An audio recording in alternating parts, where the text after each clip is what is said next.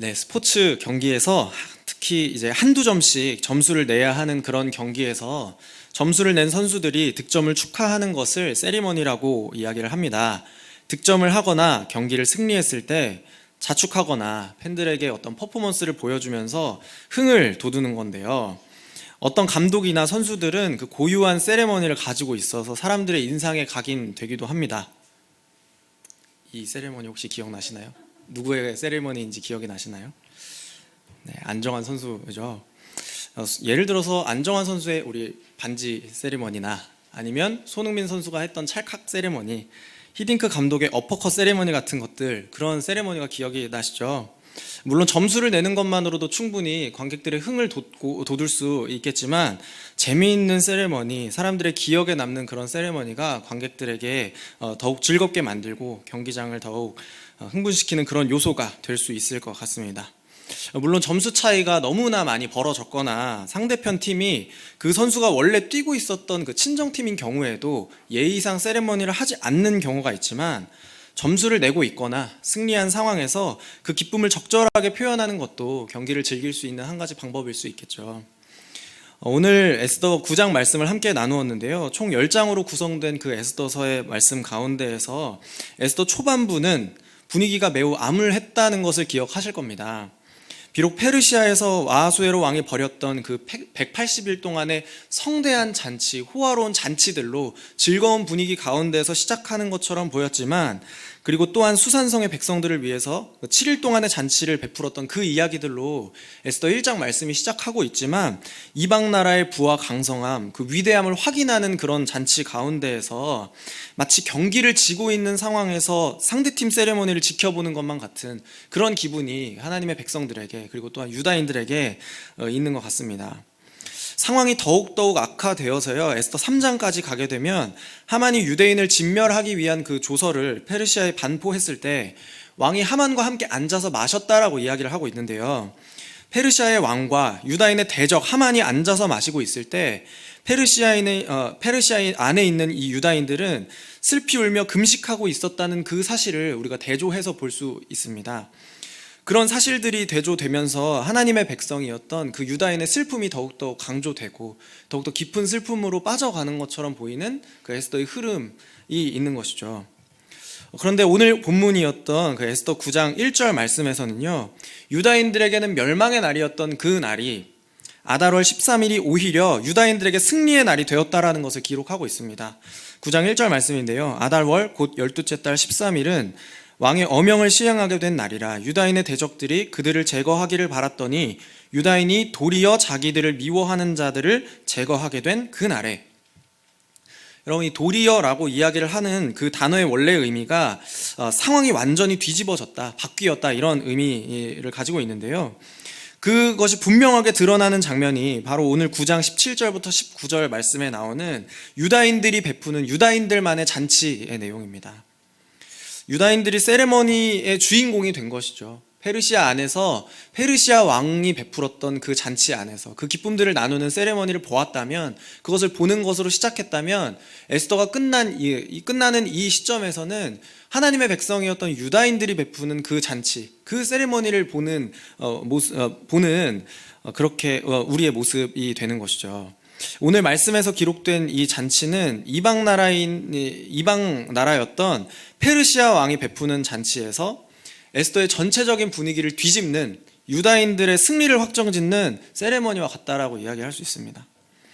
성도 여러분, 그래서 우리의 삶의 모습이 어렵고 힘겹더라도 유다인들에게 승리의 잔치를 허락하신 그 하나님을 의지하며 이겨내시기를 바랍니다. 모든 민족이 완전히 말살될 뻔한 그 위협 가운데에서도 자기 백성에게 하셨던 그 언약을 지키시는 그 하나님을 믿는 믿음이 저와 여러분들에게 더해지시기를 축복합니다. 만약에 혹시 여러분들의 삶이 궁지에 몰린 것과 같고 벼랑 끝으로 몰고 가는 것 같은 일이 생긴다고 할지라도 우리를 위해서 승리의 잔치와 대적들을 향한 세레머니를 회복하시는 그 하나님을 경험하는 은혜가 있기를 주님의 이름으로 다시 한번 축복을 드립니다. 그래서 오늘 말씀에서 기록된 그 잔치를 베푸시는 그 하나님께서, 자기 백성과 싸우시는 그 하나님께서 어떤 분이신지를 다시 한번 더 정리하고 살펴보려고 하는데요. 자기 백성을 위해서 싸우시는 그 하나님은 먼저 모든 상황과 환경을 주관하시는 하나님이십니다. 모든 상황과 환경을 주관하시고 그 유다인들과 함께 싸우셔서 이 일들을 뒤집어 버리시는 그런 하나님이시라는 거죠. 에스더 성경에서는 하나님의 말씀과 그 일하심이 선명하게 드러나 있지는 않고 숨겨져 있다는 것을 계속해서 말씀을 드리고 있습니다. 그러나 하나님께서는 보이지는 않지만 분명히 자기 백성들과 함께 백성들을 위해서 싸우시는 분이심을 말씀을 통해서 알고 있습니다. 모든 상황과 환경을 주관하시고 동원하셔서 그 백성들을 지키시고 그 백성들을 위해서 싸우시는 하나님이시라는 거죠. 오늘 말씀 에스더 9장 2절부터 3절까지의 말씀인데요. 유다인들이 아하수에로 왕의 각 지방 각 읍에 모여 자기들을 해하고자 한 자를 죽이려 하니 모든 민족이 그들을 두려워하여 능히 막을 자가 없고 각 지방 모든 지방관과 대신들과 총독들과 왕의 사물을 보는 자들이 모르드게를 두려워하므로 다 유다인을 도우니. 여러분, 오늘 이 2절 3절까지 말씀에서 모든 민족이 그들을 두려워하여 능히 막을 자가 없다라고 성경이 기록을 하고 있습니다. 여러분, 이 당시에 유다인들은 두려워해야 될 민족이 아닙니다. 오히려 페르시아에 살고 있었던 이방인이죠. 유다인들을 두려워해야 되는 민족이 아니라 수십 년 전에 나라를 빼앗기고 페르시아 제국 여기저기에 흩어져 있는 그 힘이 없는 민족, 그런 민족이 얼마나 위협적이겠어요. 우리도 잘 알고 있는 것처럼 모르드게는 에스더에게 어떻게 이야기를 했죠? 스스로 유다인이라는 것을 숨기고 살아가라고 이야기했잖아요. 그 정도로 페르시아 안에서 유다인들이 두려워해야 되는 민족이라고 이야기하는 것은 좀 말이 맞지 않는 것 같습니다. 이 소수민족이었던 그 유다인이라는 사실이, 자신이 유다인이라는 사실이 제국 안에서 살아갈 때에는 큰 도움이 되지 않는 것이죠. 하지만 여러분, 이제는 페르시아 안에 있던 그 모든 민족이 유다인들을 두려워하는 상황이 된 것입니다. 유다인들을 두려워하게 되고 심지어는 왕의 사물을 보는 자들, 왕의 신하들이 다 유대인을 돕는 상황이 된 것이라고 성경이 기록을 하고 있는 것입니다. 여러분, 놀랍지 않나요? 사람들을 통해서 도움을 받고 유다 민족들이, 소수민족이었던 그 유다 민족들이 두려움을 받는, 그런 두려워하게 되는 민족이 된 것, 하나님께서 유다인들이 승리할 수 있는 그런 상황을 만들어 주신 것입니다. 하나님의 놀라운 그 섭리의 방식으로 자기 백성이 승리할 수 있도록, 그 싸움에서 승리할 수 있도록 모든 상황과 환경을 이용하셔서 도우시는 분이라는 것입니다. 우리는 자기 백성을 위해서 하나님께서 싸우실 때 모든 상황과 환경을 주관하셔서 도우시는 그 모습을, 그 하나님의 모습을 성경에서 다른 곳에서도 살펴볼 수 있는데요. 출애굽기 17장에서는 그 이스라엘 백성들이 르비딤에서 아말렉 족속과 싸울 때 하나님께서 그 싸움 가운데 놀라운 방법으로 개입하시고 섭리하셔서 모든 상황을 주관하셨다는 것을 기억하고 있습니다. 출애굽기 17장 9절부터 11절까지 말씀인데요. 같이 한번 읽어보겠습니다. 모세가 여호수아에게 이르되 우리를 위하여 사람들을 택하여 나가서 아말렉과 싸우라. 내일 내가 하나님의 지팡이를 손에 잡고 산 꼭대기에 서리라. 여호수아가 모세의 말대로 행하여 아말렉과 싸우고 모세와 아론은 산 꼭대기에 올라가서 모세가 손을 들면 이스라엘이 이기고 손을 내리면 아말렉이 이기더니. 여러분, 이 손을 들고 내렸다고 해서 싸움에서 이기고 질 수 있다라는 것이 일반적이고 상식적인 일은 아니죠. 하나님께서 이스라엘이 싸워서 이길 수 있도록 그 상황 가운데서 개입하고 계신다는 것이 드러나는 것입니다. 하나님께서 모든 상황과 환경을 동원하셔서 이스라엘 백성들과 함께 싸우고 계신다는 것이 이 말씀 가운데서 드러나게 되는 것입니다. 이스라엘의 아말렉과의 싸움에서 승리한 이후에 모세가 쌓았던 제단의 이름을 여호와 니시라고 이야기를 하는데요. 여호와는 나의 깃발이시다, 이렇게 이름을 붙인 것입니다. 그리고 여호와께서 아말렉과 더불어 대대로 싸우리라고 그 맹세해 주신 장면이 이 출애굽기 17장의 말씀입니다. 여러분, 유다인의 대적이었던 그 하만이 어떤 사람으로 소개되었는지 기억나시나요? 아각 사람 하만, 아말렉의 왕이었던 그 아각의 후손으로 소개가 되죠. 출애굽기 17장에서 하나님께서 아말렉과 더불어 대대로 싸우시겠다라고 이야기를 하고 그 제단을 세우셨던 것처럼 오늘 그 약속을 기억하시고 그 하만의 10 아들들을 모두 죽게 그렇게 이끌어내신, 그 싸움에서 승리하게 되신 그 하나님을 우리가 만나볼 수 있게 되는 것입니다. 또한 여호수아 10장에서도 하나님께서 그 이스라엘 백성들을 이기게 하시기 위해서 모든 상황과 환경을 주관하고 계시는 것을 우리가 볼 수 있는데요. 여호수아 10장 12절부터 14절 말씀입니다. 여호와께서 아모리 사람을 이스라엘 자손에게 넘겨주시던 날에 여호수아가 여호와께 아뢰어 이스라엘의 목전에서 이르되 태양아 너는 기브온 위에 머무르라. 달아 너도 아얄론 골짜기에서 그리할지어다 하매 태양이 머물고 달이 멈추기를 백성이 그 대적에게 원수를 갚기까지 하였느니라. 야살의 책에서 태양의 중천에 머물러서 거의 종일토록 속히 내려가지 아니하였다고 기록되지 아니하였느냐. 여호와께서 사람의 목소리를 들으신 이 같은 날은 전에도 없었고 후에도 없었나니 이는 여호와께서 이스라엘을 위하여 싸우셨음이니라.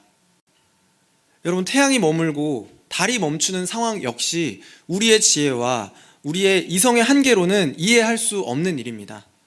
그러나 성경은 그것을 여호와께서 자기 백성을 위해서 싸우시는 것이라고 기록하고 있습니다. 사실 오늘 본문에서, 이 에스더 본문에서 나왔던 그 사건들이 앞에 이야기했던 손을 들면 싸움에서 이기고 손을 내리면 싸움에서 지고 혹은 태양과 달이 그 자리에 멈추어서 계속해서 싸우고 이길 수 있도록 돕는 그런 기적적인 일은 아닌 것처럼 보일 수 있습니다. 사람이 도울 수도 있지, 유다인들을 두려워할 수도 있지, 그렇게 생각할 수도 있지 않을까요? 물론 그래서 모든 민족과 왕의 신하들이 다 유다인을 도왔다라는 그 일이 특별하지는 않게 보일 수는 있을 것 같습니다. 그러나 여러분, 이것이 결코 일상적이고 쉬운 일은 아니라는 것을 우리가 기억해야 합니다. 일상적이고 또 평범해 보이는 그 일들 가운데에서 하나님께서 하나님의 백성들을 향하여서 섭리하시고 또한 그 싸움을 이길 수 있도록 도와주시는 그 모습들을 오히려 우리가 발견하게 되는 것입니다. 어렵고 위험한 수술이 잘 맞췄을 때, 물론 좋은 병원과 실력 있는 의사의 도움이 당연하고 평범해 보일 수는 있지만 그 숨어 계시는 하나님께서 모든 상황과 환경을 주관하고 계시는 분이라는 것을 우리는 기억해야 합니다. 또한 사업장과 일터에서 만나는 그 어려움이 누군가의 도움으로 인해서 한시름 놓아졌을 때 그곳에서도 우리는 숨어 계시는 하나님께서 우리를 위해서 섭리하시고 또한 싸우고 계심을 볼 수 있어야 합니다. 우리와 함께 하시는 그 하나님을 삶의 현장 곳곳에서 믿음의 눈을 들어서 볼 수 있는 그 섭리하시는 하나님을 경험하는 은혜가 있기를 주님의 이름으로 축복을 드립니다. 여러분, 두 번째로요, 자기 백성을 위해서 싸우시는 그 하나님께서는요, 어떤 분이시냐면 우리에게 안식을 주시는 분이십니다. 우리를 적대하고 우리를 위협하는 그 대적들로부터 벗어나 안식을 허락하시는 분, 우리를 쉬게 하는 분이 바로 하나님이시라는 것입니다. 본문의 5절 6절에서는요, 유다인들을 죽이고 또한 진멸하려고 그렇게 하는 모든 대적들에게서 유다인들이 오히려 승리를 하게 되는 그런 이야기가 기록이 되어 있습니다. 5절 6절에서요, 유다인이 칼로 그 모든 대적들을 쳐서 도륙하고 진멸하고 자기를 미워하는 자에게 마음대로 행하고 유다인이 또 도성 수산에서 500명을 죽이고 진멸하고 이렇게 기록이 되어 있는데요, 유다인들은 페르시아의 사람들을 상대로 무차별적인 사륙을 한 것이 아닙니다. 오히려 자기들을 해하려고 진멸하려고 하는 그 대적이라고 여겨지는 그 사람들에 한해서 이 일들을 진행하는 것이죠. 자기의 생명을 보호하기 위해서요. 자신들을 보호하기 위한 그 목적 안에서만 이 싸움을 싸우고 전투를 벌이게 된 것입니다. 자신의 생명을 지킨다는 그 목적에서 벗어나지 않기 위해서 유다인들은 대적들을 진멸하기는 했으나 그들의 재산에는 손을 대지 않았다라고 성경이 기록하고 있습니다. 5절부터 6절의 기록을 조금 더 정리해서 기록하고 있는 말씀이 오늘 말씀 16절에 기록이 되어 있는데요, 여기에서 이 유다인들의 행위 가운데에서 추가적으로 언급하고 있는 그 단어가 있거든요. 에스더 9장 16절 저희 같이 한번 읽어보겠습니다. 왕의 각 지방에 있는 다른 유다인들이 모여 스스로 생명을 보호하여 대적들에게서 벗어나며 자기들을 미워하는 자 7만 5천 명을 도륙하되 그들의 재산에는 손을 대지 아니하였더라. 아멘. 아멘. 여러분, 이 구절은 유다인들이 페르시아 안에서 폭력을 행사하고 또 이유 없는 살인을 저지른 것이 아니라 대적들에게서 벗어나기 위해서 그렇게 한 일이었다라는 것을 기록하고 있습니다. 여러분, 하나님께서는 우리를 위협하는 대적에게서 벗어나게 해주시는 분이십니다. 우리를 위협하고 우리를 진멸하고 우리를 죽여서 우리의 믿음을 이 세상 가운데서 완전히 사라지게 만들려고 하는 그 대적들 가운데에서 우리를 벗어나게 해주시는 분이 바로 하나님이시라는 것입니다. 특별히 강조해서 표시해 놓은 벗어나며 라는 단어가 히브리어의 노아흐라는 단어인데요, 대적들에게서 벗어난 것이 유대인의 삶에서 구체적으로 어떻게 적용되었는지 이 17절, 18절에서 노아흐라는 단어를 통해서 다시 한 번 더 보여주고 있는 것입니다. 17절, 18절 다시 같이 한번 볼게요. 아달월 13일에 그 일을 행하였고 14일에 쉬며 그날의 잔치를 베풀어 즐겼고 수산에 사는 유다인들은 13일과 13일에 모였고 15일에 쉬며 이날의 잔치를 베풀어 즐긴지라. 이 쉬며라는 단어가 바로 벗어나다, 노아흐라는 단어인데요. 대적들에게서 벗어난 사건이 우리에게는 쉼이라는 구체적인 행위를 통해서 유다인들에게 유익이 되었다는 것을 깨닫게 되는 것이죠. 그래서 여러분, 우리의 삶에서 쉰다라는 행위가 우리에게 굉장히 큰 의미를 가지고 있다는 것을 기억해야 합니다. 우리가 쉴 줄도 알아야 된다는 거죠. 만약 침대에 누워서 뒹굴뒹굴 거리면서 스마트폰 바라보는, 물론 그런 쉼도 쉼이라고, 어떤 사람들에게는 쉼이라고 이야기를 할 수 있겠지만요, 우리에게 참된 쉼, 우리에게 정말 필요한 쉼은 우리를 대적들에게서 벗어나게 해주신 그 하나님 안에 거하는 영적인 쉼이 우리에게 필요한 참된 쉼이라는 것입니다. 이 벗어남의 사건을 통해서, 대적들에게서 벗어난 그 벗어남의 사건들을 통해서 우리에게 참된 안식을 허락하시는 그 하나님을 기념하는 것, 이것이 우리에게 참된 안식이 된다는 것이에요. 하나님을 예배하고 찬양하고 또 그분과 교제하는 것, 그것이 우리의 삶에 회복되어야 할 참된 안식이라고 이야기를 하는 것입니다. 미국의 영성 신학자이셨던 마르바 던이라는 분이 계시는데요, 이 분이 쓴 안식이라는 책에서 보면 우리에게 영적인 쉼이 주는 유익과 또한 그 쉼을 통해서 자유함을 누릴 수 있다는 것을 이야기를 해요. 이렇게 쓰고 있는데요, 우리는 자신의 힘으로 비극을 해결하려 할 필요가 없다. 오히려 영적인 쉼은 인간의 행복이 덧없다는 사실을 받아들이고 우리를 모든 비극에서 건져내기에 충분한 은혜가 있으리라는 것을 믿는 자유를 준다. 우리에게 충분한 은혜가 있다는 것이에요. 그 쉼을 통하여서, 하나님을 의지하는 그 일들을 통하여서, 우리의 노력과 우리의 수고를 그치는 그 일들을 통하여서 하나님께서 그 안에서 참된 안식을 허락해 주신다는 것이죠. 물론 여러분, 우리의 삶에서 꼭 해결해야 되는 중요한 일들이 있습니다. 도저히 몸과 마음이 평화롭게 쉴 수 없도록 만드는 수많은 비극들도 있고, 어쩌면 그 일들이 지나치게 비참한 일들은 아니라고 할지라도 우리를 계속해서 하나님 안에 거하지 못하도록 만드는 그 수많은 바쁨들이 있잖아요. 하지만 여러분, 우리가 지금 이 시간에 예배의 자리 가운데 나와서 그 모든 일들을 다 그치고 하나님 안에서 참된 안식을 거할 수 있는 그 이유가 무엇이죠? 우리를 모든 비극에서 건져내기에 충분한 은혜를 베푸시는 그 하나님께서 나의 하나님이 되신다는 그 사실 때문에 저와 여러분들이 여기 있는 거잖아요. 도저히 말씀을 보고 기도할 수 없을 정도로 하루가 바쁘게 흘러가고, 또 내 앞에 펼쳐진 슬프고 비참한 상황 때문에 하나님을 향한 찬양이 나오지 않을 때, 여러분, 그런 때가 우리 인생에서 왜 없겠어요? 하지만 우리는 그분과 누리는 참된 쉼을 통해서 우리를 대적들에게서 벗어나게 해주시는 그 하나님을 경험할 수 있게 되는 것입니다. 하나님을 예배하고 찬양하면서 그분의 말씀을 듣고 기도하는 그 하나님과의 영적인 교제를 통해서, 영적인 쉼을 통해서 하나님께서 자기 백성을 위해서 싸우고 계신다는 것을 다시 한 번 더 우리가 믿음으로 확인하는 것입니다. 우리를 위해서 지금도 싸우고 계시는 그 하나님을 참된 안식을 통해서 경험할 수 있는 저와 여러분들이 되시기를 주님의 이름으로 축복을 드립니다. 여러분, 마지막으로요, 자기 백성을 위해서 싸우시는 그 하나님께서 우리에게 벗어남, 구원의 기쁨을 회복하실 때에 그것은 잔치와 같이 서로 기쁨을 나누고 또한 베푸는 것, 공동체적인 일이라는 것을 이 말씀을 통해서 다시 한번 더 깨닫게 됩니다. 자기 백성을 위해서 싸우시는 하나님께서는요, 공동체적인 잔치의 기쁨을 회복하시는 하나님이십니다. 여러분, 이제 이 9장 말씀까지 오면 유다인들의 승리의 세레모니를 회복할 그 차례가 되었다라는 것을 우리가 알 수 있습니다. 유다인들이 승리를 기뻐하고 즐거워할 수 있는 기쁨의 날이 마침내 오게 된 것이죠. 에스더 9장 17절부터 19절인데요. 아달월 13일에 그 일을 행하였고 14일에 쉬며 그날의 잔치를 베풀어 즐겼고 수산에 사는 유다인들은 13일과 14일에 모였고 15일에 쉬며 이날의 잔치를 베풀어 즐긴지라. 그러므로 시골의 유다인 곧 성이 없는 고을고을에 사는 자들이 아달월 14일을 명절로 삼아 잔치를 베풀고 즐기며 서로 예물을 주더라. 여러분, 에스더서에 기록된 10번의 잔치 가운데에서 이 마지막으로 기록된 이 2번의 잔치는 유다인들의 생명이 보존되고 그리고 대적들에게서 벗어난 구원의 기쁨을 축하하는 그런 잔치입니다. 구원의 기쁨을 축하하기 위해서 유다인들은 잔치를 베풀어서 즐기고 또한 서로 예물을 주고 받으면서 공동체와 함께 승리의 기쁨을 누린 장면이 오늘 말씀에서 기록이 되고 있는 것입니다. 서로 잔치를 베풀어서 즐기고 또한 서로 예물을 주고받는 그런 공동체적인 기쁨이 이 잔치 가운데에서 회복된 것이죠. 슬퍼했지만 그리고 이방 나라의 왕이 베풀었던 그 잔치 가운데서 시작하지만 결말까지 가게 되면 하나님의 백성인 유다인들이 베푸는 그 잔치, 그 안에서 서로 기뻐하고 즐거움을 나누고 또한 서로 예물을 주고받으면서 선물을 주고받으면서 공동체와 함께 즐기는 그 기쁨들이 이 장면에서 회복이 된 것입니다.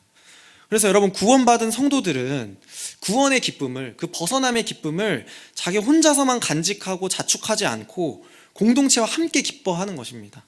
우리를 위해서 싸우시는 그 하나님, 구원을 베푸신 그 하나님을 우리 공동체 가운데에서 계속해서 기뻐하고 즐기면서 잔치하는 것이죠. 나아가서 교회 공동체는 구원의 기쁨을 회복하고 또한 우리를 위해서 싸우시는 그 하나님을 믿는 믿음으로 모이는 공동체가 바로 교회 공동체라는 것을 기억해야만 합니다. 잔치에 모인 많은 그 사람들이 서로 음식과 예물을 나누는 것처럼 우리를 대적에서 벗어나게 해주신 그 하나님께 감사하고 구원의 기쁨을 회복한 그런 공동체가 되어야 한다는 것입니다. 여러분, 그래서 오늘 이 말씀을 함께 나누면서 수원 꿈꾸는 교회가 이 구원의 기쁨을 회복하는 공동체가 되기를 소망합니다. 우리 안에 복음의 기쁨이 회복되기를 소망하고 또한 구원의 기쁨으로 충만한 공동체가 되기를 간절히 바라는 그런 마음이 생기게 되는 것이죠. 또한 더 나아가서 수원 꿈꾸는 교회 안에서 성도들이 한두 명이라도 모이게 된다면 저는 구원의 기쁨을 반드시 나누는 그런 모임이 되었으면 좋겠어요. 모든 모임 가운데에서 우리를 구원하신 하나님에 대한 찬양과 감사와 기쁨이 풍성하게 넘치게 되고 또한 그것들을 통해서 우리가 잔치할 수 있는 그런 공동체가 되기를 저는 소망하는 것입니다. 물론 이 세상의 모임과 또 세상에서 모임에서 할 수 있는 그 말과 행동들, 그런 것들로도 물론 우리에게 때론 즐거움을 줄 수 있겠죠. 하지만 구원의 기쁨이 우리 가운데 진정으로 회복되어서 우리는 그것들로 하여금 밥지어 먹고 하나님께 대한 감사와 찬양으로 잔을 채우는 그런 공동체로 세워지는 그런 축복이 있기를 소망합니다. 이 모임 가운데에서 하나님을 향한 그 구원의 기쁨을 회복할 때에 하나님께서 그 약속을 지켜주시고 그 약속을 끝날까지 우리 가운데 이루시는 것을 우리로 하여금 목격하게 해주실 것입니다.